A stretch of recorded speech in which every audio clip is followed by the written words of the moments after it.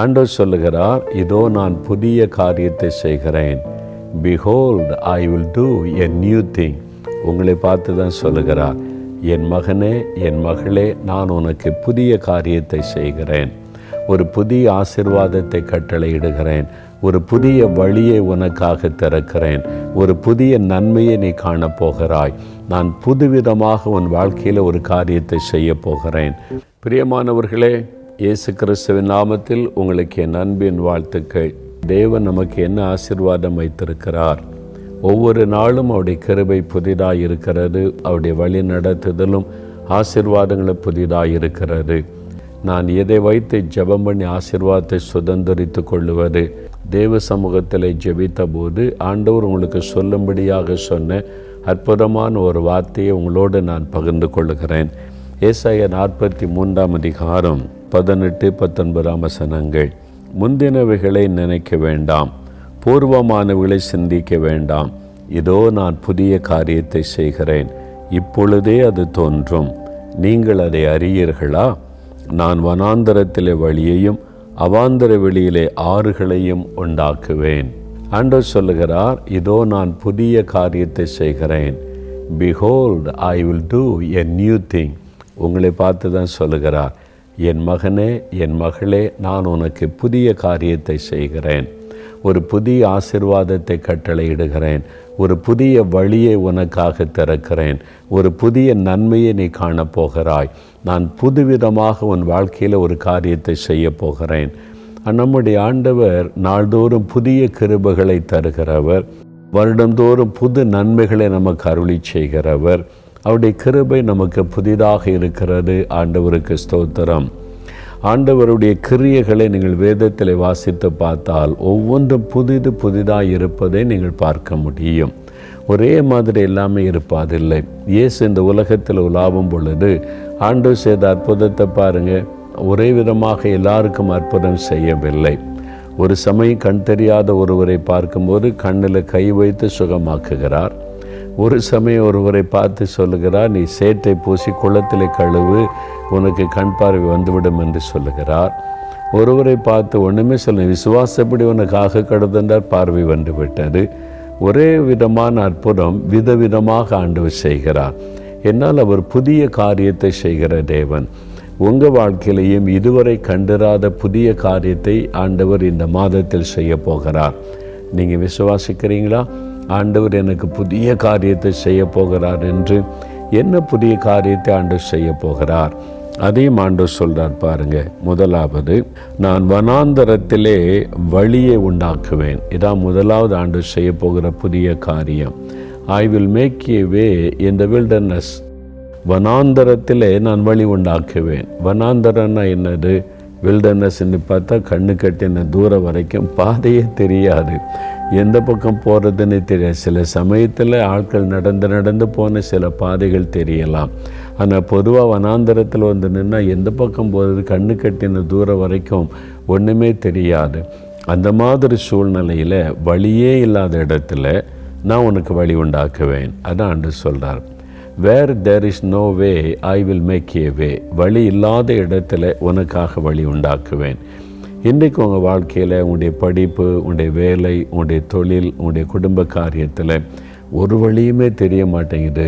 ஏதோ கண்ணை கட்டி காட்டில் விட்ட மாதிரி இருக்குது, வனாந்தரத்தில் நிற்கிற மாதிரி இருக்குது, எந்த வழியாக போகிறதுன்னு தெரில, எனக்கு ஒரு வழியும் திறக்கப்படலை அப்படின்னு நினைக்கிறீங்களா?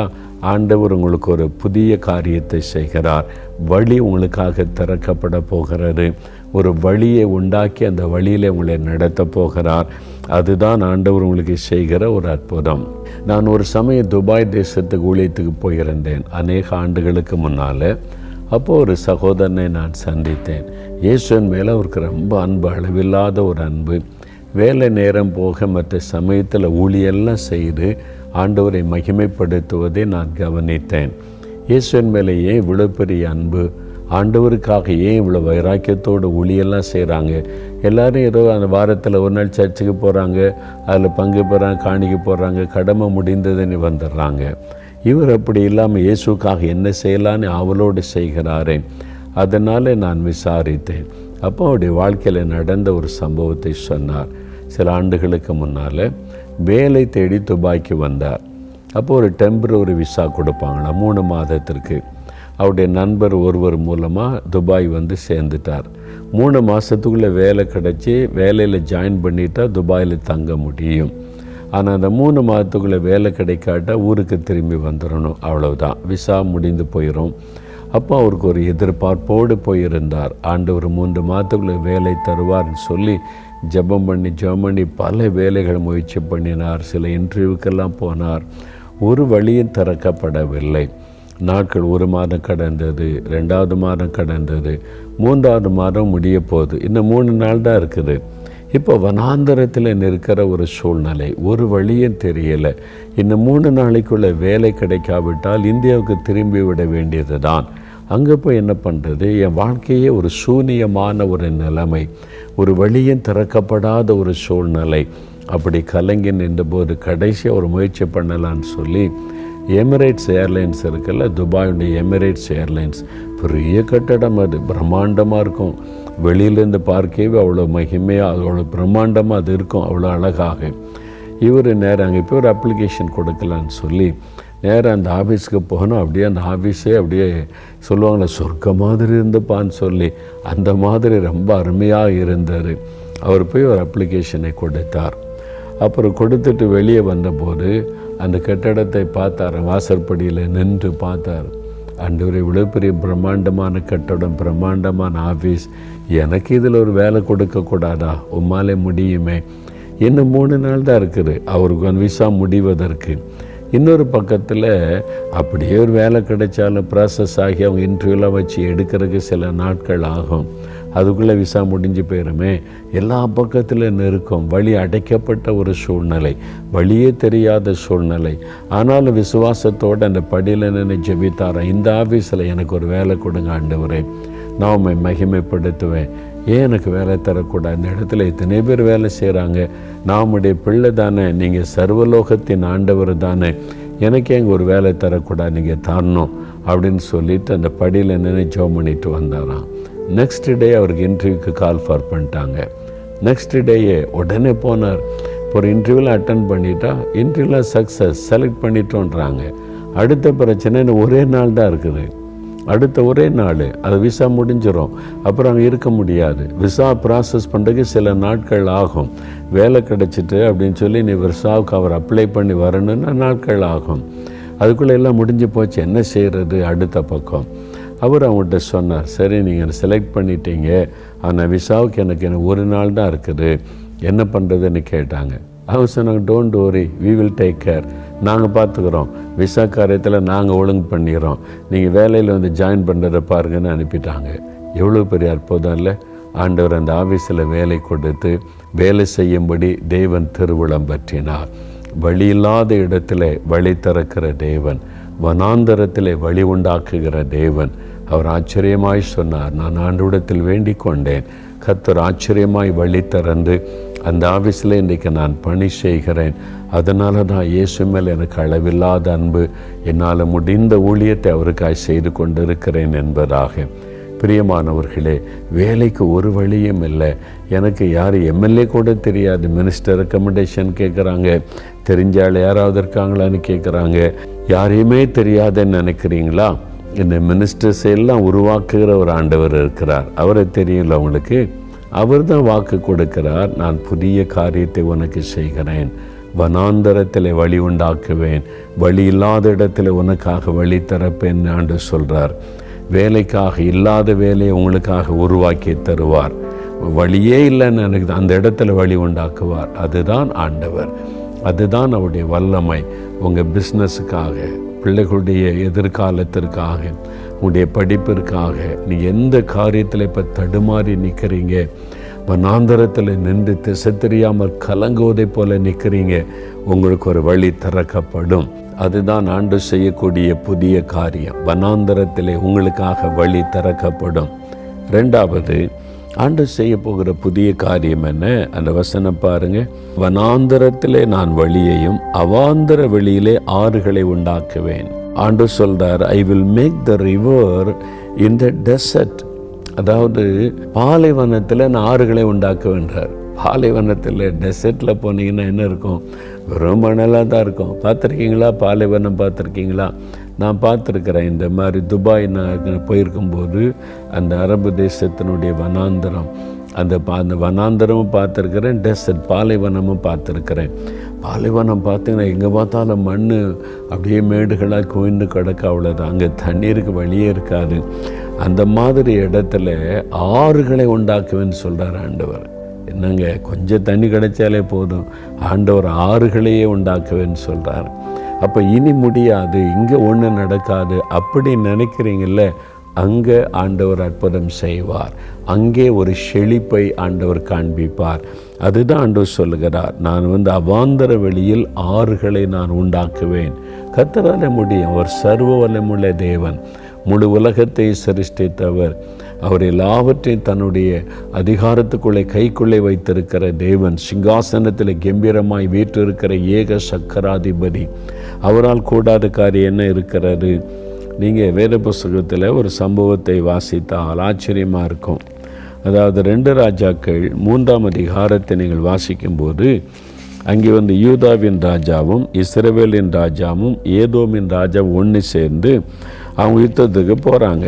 மோவாபியருக்கு விரோதமாக யுத்தம் பண்ண போகிறாங்க. 3 தேசத்தினுடைய ராஜாக்கள், 3 தேசத்தினுடைய இராணுவம். அப்போ எத்தனை ஆயிரக்கணக்கான பேர் இருந்திருப்பாங்க பாருங்கள்.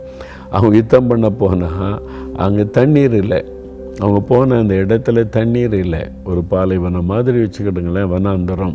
தண்ணி இல்லை, தண்ணிக்கு தேடுறாங்க, தண்ணி இல்லை. எல்லாம் தண்ணி தாகத்தில் சோர்ந்து போகிறாங்க. இன்னும் கொஞ்ச நேரத்தில் தண்ணி தாகத்தில் மயங்கி விழுந்துருவாங்க. எப்படி எதிரியோடு யுத்தம் பண்ணி ஜெயிக்க முடியும்? ஆபத்தான சூழ்நிலை, ஒரு வழியும் தெரியலை. அப்போ கர்த்தருடைய தீர்க்கதரிசிங்க யாராவது இருக்கிறாங்களான்னு அந்த யூதா தேசத்தின் ராஜா யோசபாத்து கேட்கிறார். அப்போ அவங்க எலிசா என்கிற தீர்க்கதரிசி கூட்டிகிட்டு வர்றாங்க. அவர் வந்த பொழுது கர்த்தருடைய ஆவியானவர் அவர் மேலே இறங்கி தீர்க்க தரிசனமாக ஒரு வார்த்தை சொல்கிறார் பாருங்க. 2 ராஜாக்கள் 3ஆம் அதிகாரம் 16-17 வசனம். அவன் கர்த்தர் உரைக்கிறது என்னவென்றால், இந்த பள்ளத்தாக்கிலே எங்கும் வாய்க்கால்களை வெட்டுங்கள். நீங்கள் காற்றையும் காண மாட்டீர்கள், மழையையும் காண மாட்டீர்கள். ஆனாலும் நீங்களும் உங்கள் ஆடு மாடுகளும் உங்கள் மிருக ஜீவன்களும் குடிக்கும்படிக்கு இந்த பள்ளத்தாக்கு தண்ணீரால் நிரப்பப்படும் என்று கர்த்தர் சொல்லுகிறார். இது கர்த்தரின் பார்வைக்கு அற்பமான ஒரு காரியம். ஐயா, இந்த இடம் பாருங்கள், இது ஒரு பாலைவனமாக இருக்குது, இங்கே தண்ணிக்கு வழி இல்லை, இங்கே வாய்க்காலை வெட்டுனா தண்ணி வருமா? அதில் உங்கள் காரியம் இல்லை. நீ வாய்க்காலை வெட்டு, உன் வேலையை நீ செய். நீங்கள் காற்றையும் காண மாட்டீங்க, மழையும் காண மாட்டீங்க. சில்லுன்னு காற்று அடிக்குது, நம்ம மழை வரும் அப்படின்னு சூழ்நிலை வரணும்ல. இல்லை, காற்றையும் பார்க்க மாட்டீங்க, மழையும் காண மாட்டீங்க. ஆனால் தண்ணீரினால் இந்த வாய்க்கால் நிரப்பப்படும். இது கர்த்தருக்கு அற்பமான ஒரு காரியம். நீங்கள் நினைக்கலாம் அவ்வளோதான், இதில் எங்கே தண்ணி கிடைக்கும்? வழியே இல்லை. சரி, அப்படி வாய்க்காலை வெட்டினாலும் கஷ்டப்பட்டு வெட்டினா தண்ணி வர்றதுக்கு என்ன வழி இருக்குது? மழை பெய்யறக்குரிய அறிகுறியே இல்லையே, அப்புறம் எப்படி? அது ஆண்டவர் சொல்கிறார்ல, நீங்கள் காற்றையும் பார்க்க மாட்டீங்க, மழையும் பார்க்க மாட்டீங்க, ஆனால் தண்ணீரால் நிரப்பப்படும். அவ்வளோதான். நீ செய்ய வேண்டியது நீ செய், நான் செய்ய வேண்டியதை நான் செய்கிறேன். ஆண்டவர் சொல்லுகிறார், புதிய காரியம், நியூ திங். இது கிரகிக்க முடியாத காரியம். யோசித்து பாருங்கள், இதை நம்ப முடியாத காரியமாக இருக்குது. எப்படிங்க ஒரு வழியும் இல்லாத இடத்துல ஒரு வாய்க்காலை வெட்டினா அது எப்படி தண்ணீரால் நிரப்பப்படும்? 3 இராணுவ வீரர்கள், குதிரைகள், மிருக ஜீவன்கள் அதெல்லாம் தண்ணி குடிக்கணும். எல்லாத்துக்கும் இன்றைக்கி தண்ணி நான் தருவேன்னு ஆண்டவர் சொல்கிறாரு. அதுதான் ஆண்டவர் செய்கிறார். புதிய காரியம் உங்களுக்கு ஆண்டவர் செய்வார். அவங்க உடனே சரி, கர்த்தர் சொல்லிட்டார், நீ வாய்க்கால்களை வெட்டினாங்க. அப்போ ஆண்டவர் பாருங்கள், தண்ணீரினால் நிரப்பினாராம். 20ஆம் வசனம், தேசம் தண்ணீரால் நிரம்பிற்று. ஆண்டவர் சொன்ன மாதிரியே செய்துட்டார். இதுதான் புதிய காரியம். மழையும் காற்றும் இல்லை, மழையும் இல்லை, தண்ணீர் நிரம்புது. எப்படி? இயற்கைக்கு மேற்பட்ட காரியத்தை செய்கிற தேவன். நீங்கள் சூழ்நிலையை பார்த்துக்கிட்டு இருக்கீங்க. ஆண்டவர் சொல்கிறாரு, இது எனக்கு அற்பமான காரியம். உன் கடன் பிரச்சனையா இவ்வளோ பெருசாக இருக்குதா? வியாதி இவ்வளோ கொடூரமாக இருக்குதா? இந்த மாதிரி வாசலை அடைக்கப்பட்டு இருக்குதா? ஒரு வழியும் இல்லை, ஒன்றும் பண்ண முடியாதுன்னு நீ நினைக்கிறியா? என்னால் முடியும். நீ செய்ய வேண்டியது வாய்க்காலை வெட்டு, அதை நிரப்ப வேண்டியது என்னுடைய பொறுப்பு. அநேக ஆண்டுகளுக்கு முன்பாக இயேசுடைய ஊழியத்தில் நிறைய தேவைகளினால் நெருக்கப்பட்டு அந்த பண தேவைகள் ஒவ்வொன்றுக்கும் காசு கேட்டாங்கள, பத்திரிக்கை பிரிண்ட் பண்ணால் அதுக்கு காசு கொடுக்கணும், மிஷினரிகளுக்கு பணம் அனுப்பணும்.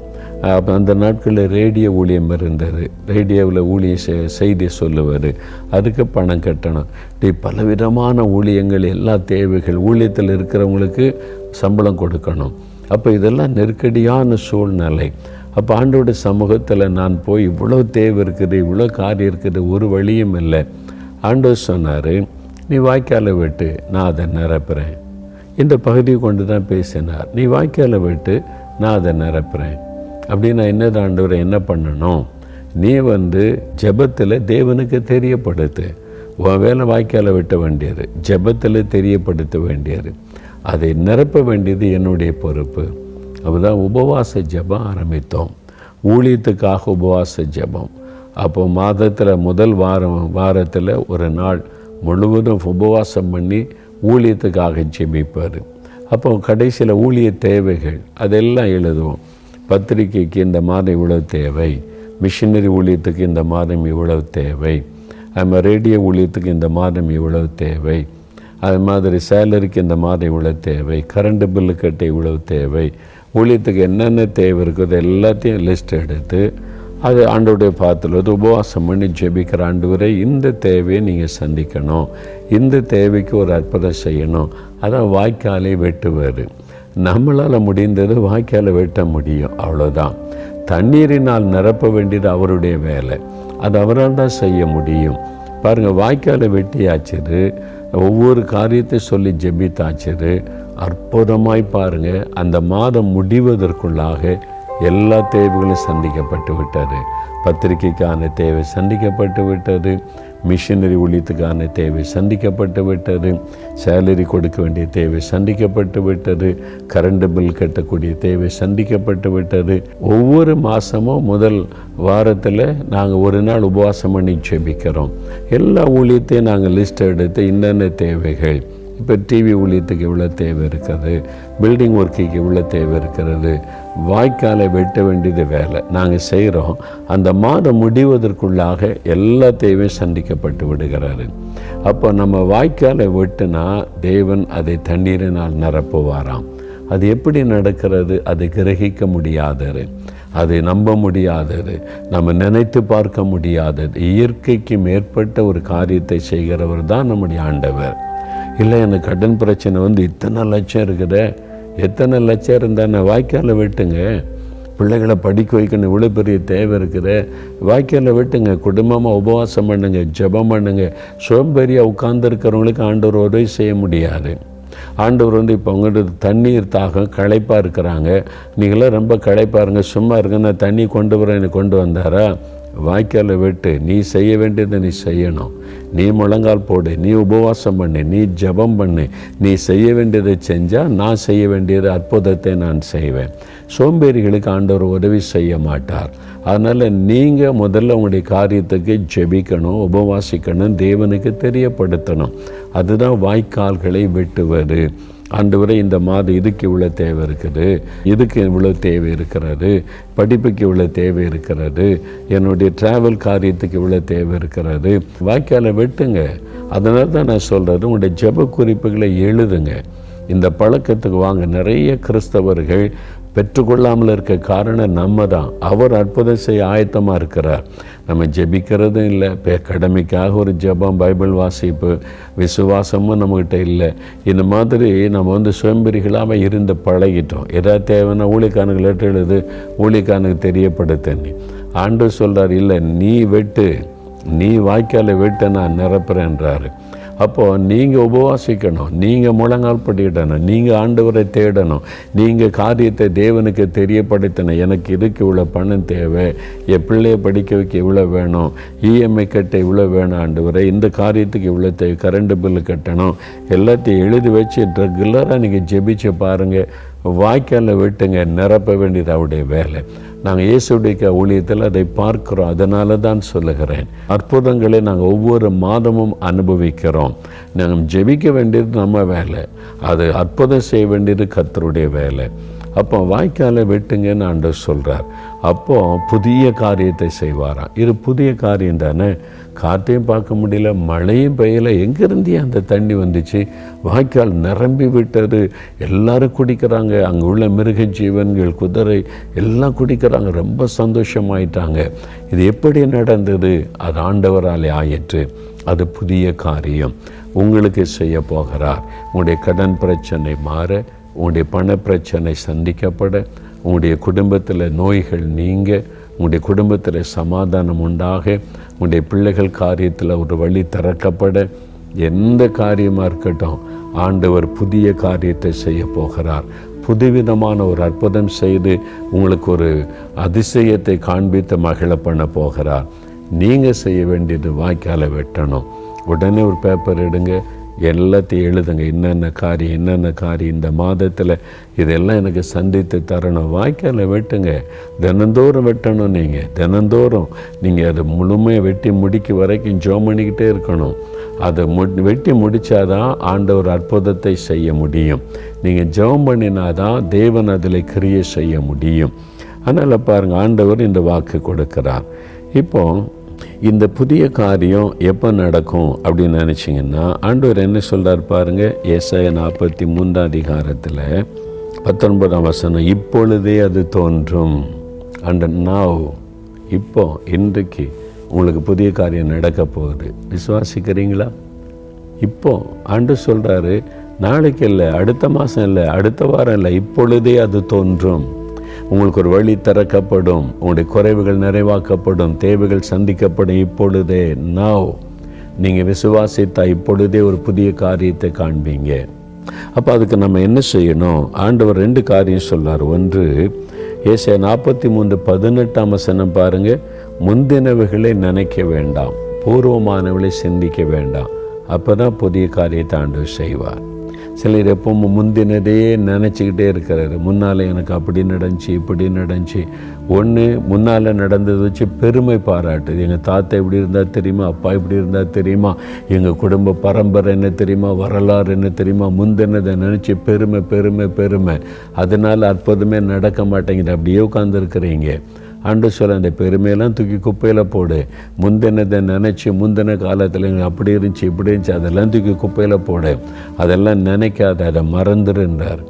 இன்னொரு பக்கத்தில், முன்னால் என்னை இப்படி ஏமாற்றிட்டாங்க, வஞ்சித்துட்டாங்க, முன்னால் இப்படி கஷ்டப்பட்டு போனேன், நான் ரொம்ப ஒரு வேதனை, அப்படியே தோல்வி அடைஞ்சிட்டேன், அவமானப்பட்டு போனேன். முந்தின தோல்வி, முந்தின ஏமாற்றம், முந்தின வேதனைகளை நினச்சி அதில் சொன்ன போகிறாரு. இந்த 2மே தப்பு. ஆண்டவர் சொல்றார், முந்தின காரியத்தை நினைச்சு பெருமை பேசாத, அதையும் மறந்துரு. முன்னால் ஏற்பட்ட தோல்விகள், ஏமாற்றங்கள், வாழ்க்கையிலே விரக்திகள், நீங்கள் பாதிப்புகள், அதெல்லாம் ஆண்டோடைய பாதத்தில் வச்சுட்டு மறந்துடுங்க. நீ முந்தினதை நினைக்கக்கூடாது, முந்தினதை நீ மறந்துடணும். ஆண்டோடைய பாதத்தில் வச்சுருக்க. முன்னால் என்னை ஏமாத்தினாங்க, நான் பாதிக்கப்பட்டேன், காயப்பட்டேன், வேதனைப்பட்டேன், கண்ணீர் வடித்து அவமானப்பட்டேன், எல்லாத்தையும் உடைய பாதப்படியில் வச்சிடறேன். அதை எல்லாத்தையும் நான் மறந்துடுறேன். எனக்கு தீமை செய்தவங்களை மன்னிச்சு நான் மறந்துடுறேன். ஆண்டவரை, முந்தினதை நீ நினைக்க மாட்டேன். அவன் எனக்கு இப்படி பண்ணிட்டான், இவ எனக்கு இப்படி பண்ணிட்டா, இவங்க எனக்கு துரோகம் பண்ணிட்டாங்க, இப்படியே நினச்சே நீங்கள் ஆசீர்வாதத்தை இழந்து போகிறீங்க. ஆண்டவர் சொல்கிறார், அதெல்லாம் மறந்துருன்றார்.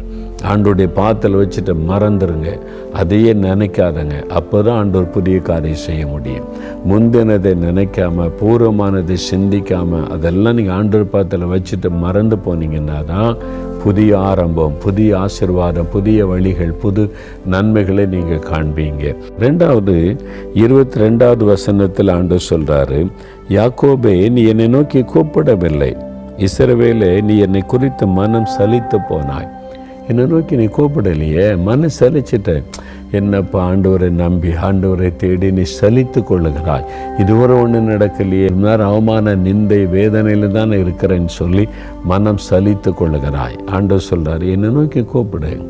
நீ கூப்பிட்டா நான் புதிய காரியத்தை செய்வேன். அப்போ முந்தினரை மறந்துடுங்க. இந்த வாக்கு தத்துவத்தை சொல்லி கூப்பிடுங்க. புதிய காரியத்தை செய்வேன்னு சொன்னீங்களே, எனக்கு புதிய காரியம் செய்யுங்க. வனாந்தரத்தில் வழி உண்டாக்குவேன்னு சொன்னீங்களே, எனக்கு ஒரு வழியை உண்டாக்குங்க. அவாந்தர வெளியில் ஆறுகளை உண்டாக்குவேன்னு சொன்னீங்களே, எனக்கும் இயற்கைக்கும் ஏற்பட்ட விதத்தில் ஒரு அற்புதம் செய்து என்னை ஆசீர்வதித்து என் தேவையெல்லாம் சந்திங்க.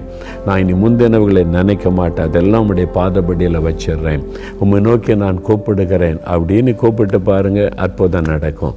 இப்போ இன்றைக்கு இந்த நேரம் கூப்பிடுறீங்களா, ஆண்டவர் இன்றையிலிருந்து புதிய காரியத்தை ஆரம்பித்து விடுவார்.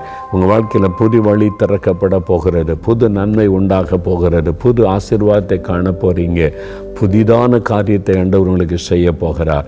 இப்போ ஜெபம் பண்ணலாமா? இந்த வாக்குத்தத்தத்தை எனக்குரியது, ஆண்டவர் எனக்குத்தான் புதிய காரியம் செய்ய போகிறார். I believe this promise, it is for me. ஆண்டவர், according to the promise I going to receive the new things from the lord. ஆண்டவரிடத்தில் இந்த புதிய காரியத்தை பெற்றுக்கொள்கிறேன். ஒரு எதிர்பார்ப்போடு ஜெபிக்கிறீங்களா? உங்களுக்கு புதிய காரியத்தை ஆண்டவர் செய்வார். நாம் ஜெபிக்கலாம். தகப்பனே, இந்த வார்த்தைகளை கேட்டு என்னோடு இணைந்து ஜெபிக்கிற இந்த சகோதரன், இந்த சகோதரி, இந்த தாயார், தகப்பனார், வாலிப தம்பி, சிறு பிள்ளைகள் எல்லாருடைய ஆசீர்வாதத்திற்காக ஜெபிக்கிறேன். நீர் வாக்குத்தத்தம் பண்ணினவர், வாக்கு மாறாதவர், சொல் தவறாதவர். நீர் வாக்கு கொடுத்தபடி புதிய காரியத்தை செய்து மகிழ பண்ண விரும்புகிறீர். புதிய நன்மைகளை இந்த பிள்ளைகளுக்கு கொடுக்க விரும்புகிறீர். அதற்காக முந்தினவைகளை நினைக்காதபடி உம்முடைய பாதபடியில் வைத்து விடுகிறோம். இனி முந்தின காரியத்தை நினைத்து பெருமை பாராட்டாதபடிக்கும் சோர்ந்து போகாதபடிக்கும் உம்முடைய பாதத்தில் வைக்கிறோம். அதை மறந்து போக கர்த்தர் கிருபை தாரும். இதோ நீர் புதிய காரியத்தை செய்கிறீர். வனாந்தரத்திலே வழி உண்டாக்குகிற தேவன், அவாந்தர வழியில் ஆறுகளை உண்டாக்கி செழிக்க பண்ணுகிற தேவன். நீர் வாக்கு கொடுத்தபடி இந்த மகனுக்கு, இந்த மகளுக்கு புதிய காரியத்தை செய்யும். புது வழிகள் திறக்கப்படுவதாக, புதிய நன்மைகள் உண்டாவதாக, புதிய அபிஷேகத்தின் வல்லமை அவளுக்குள் பெருகுவதாக, புதிய ஊழியத்திற்கான வாசல்கள் திறக்கப்படுவதாக, பிள்ளைகளுடைய வாழ்க்கையிலே புதிய காரியம் நடப்பதாக, வேலைக்காக, தொழிலுக்காக, குடும்பத்தின் ஒவ்வொரு காரியத்திற்காக புதிய நன்மைகளை தாரும். புதிய ஆசீர்வாதங்களை கட்டளையிடும். வனாந்தரத்திலே வழி திறக்கப்படட்டும். வழி இல்லாத இடத்தில் வழி உண்டாக்குவேன் என்று சொன்னீரே. பிள்ளைகளுடைய வேலைக்காக, திருமண காரியம், கற்பத்தின் ஆசீர்வாதம், நன்மைகளுக்காக புதிய வழி திறக்கப்படட்டும். புது நன்மைகளை காணட்டும். இயேசு கிறிஸ்துவின் நாமத்தில் புதிய காரியம் உண்டாவதாக. அவாந்தர வழியில் ஆறுகளை உண்டாக்குவேன் என்று சொன்னீரேன். உம்முடைய பிள்ளைகள் வாய்க்கால்களை வெட்டுகிறார்கள். ஆண்டவரே, பிள்ளைகளுடைய படிப்பின் தேவைகள் சந்திக்கப்படட்டும். இந்த ஆஸ்பத்திரி தேவைகள் சந்திக்கப்படட்டும். இந்த குடும்ப தேவைகள் சந்திக்கப்படட்டும். ஒவ்வொரு காரியத்திலும் நாங்கள் அற்புதங்களை காணும்படி புதிய காரியத்தை செய்தருளும். இயேசு கிறிஸ்துவின் நாமத்தில் நாங்கள் வாய்க்கால்களை வெட்டுகிறோம். நான் வெட்டுகிறேன், அதை நீ தண்ணீரினால் நிரப்புகிற தேவன். இந்த தேவைகளை சந்தியும், இந்த குறைவுகளை நிறைவாக்கும். இந்த காரியத்தில் ஒரு அற்புதம் செய்யும். புதிய காரியத்தை செய்வேன் என்ற வாக்குத்தத்தத்தின் ஆசீர்வாதம் உண்டாகட்டும். இன்றைக்கே செய்வேன், இப்பொழுதே அது தோன்றும் என்று சொன்னீர். இயேசு கிறிஸ்துவின் நாமத்தில் இப்பொழுதே அந்த புதிய காரியம் என் வாழ்க்கையில் ஆரம்பிக்கட்டும். அந்த புதிய நன்மை என் வாழ்க்கையில் உண்டாகட்டும். என் குடும்பத்துக்குள்ள நான் செய்கிற தொழிலில், வேலையில், எல்லாவற்றிலும் புதிய காரியம் நடப்பதாக. இப்பொழுதே தோன்றும் என்ற வார்த்தையின்படி இப்பொழுதே தோன்றட்டும். இப்பொழுதே வழி திறக்கப்படட்டும். இப்பொழுதே அற்புத சுகம் உண்டாகட்டும். இப்பொழுதே ஆசீர்வாதங்களை காண செய்யும். உம்மை நோக்கி நான் கூப்பிடுகிறேன். இயேசு கிறிஸ்துவின் நாமத்தில் புதிய காரியம் நடக்கட்டும். தகப்பனே, யார் யார் விசுவாசத்தோடு ஜெபித்தார்களோ அத்தனை பிள்ளைகளுக்கும் இந்த வாக்குத்தத்தத்தின் ஆசீர்வாதம் உண்டாகிறதற்காக உமக்கு ஸ்தோத்திரம். இன்று முதல் புதிய காரியத்தை பிள்ளைகள் காணப்போகிற அன்பிற்காக ஸ்தோத்திரம். உமக்கே மகிமை செலுத்துகிறோம். ஒரு புதிய காரியத்தை உம்மிடத்திலிருந்து நாங்கள் எதிர்பார்க்கிறோம். இயேசு கிறிஸ்துவின் நாமத்தில் ஜெபிக்கிறோம் பிதாவே. ஆமேன், ஆமேன். ஆண்டவர் ஜெபத்தை கேட்டார், புதிய காரியத்தை செய்து விட்டார். விசுவாசத்தோடு புதிய காரியத்தை தேவனிடத்திலிருந்து எதிர்பாருங்கள். ஒவ்வொரு நாளும் இந்த வாக்குத்தத்தத்தை சொல்லி ஜெபிங்க. ஒவ்வொரு நாளும் புதிய நன்மைகள், ஆசீர்வாதங்களை ஆண்டவர் தந்து கொண்டே இருப்பார். கர்த்தருடைய ஆசீர்வாதம் உங்களோடு இருப்பதாக. ஆமேன்.